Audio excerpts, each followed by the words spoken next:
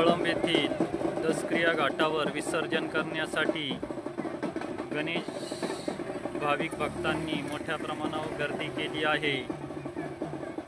कळंब ग्रामपंचायतीच्या वतीने पार्किंग व्यवस्था तसेच गणेश विसर्जनासाठी इतर सोयी सुविधा करण्यात आल्या आहेत। दिवसभर गणेश विसर्जन करण्यासाठी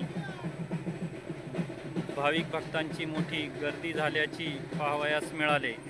कळंब विसर्जन घाटावर कळंब ग्रामपंचायत आजी माजी पदाधिकारी कर्मचारी, मंचर रोटरी क्लबचे आजी माजी पदाधिकारी सभासद तसेच मंचर पोलीस स्थानकाचे पोलीस कर्मचारी मोठ्या संख्येने उपस्थित होते।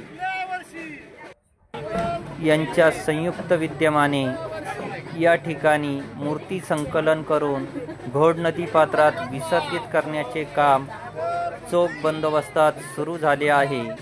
यावेळी भाविक भक्तांनी आपल्या लाडक्या गणरायाला निरोप दिला। यावेळी भाविक भक्तांची मोठी गर्दी झाली होती।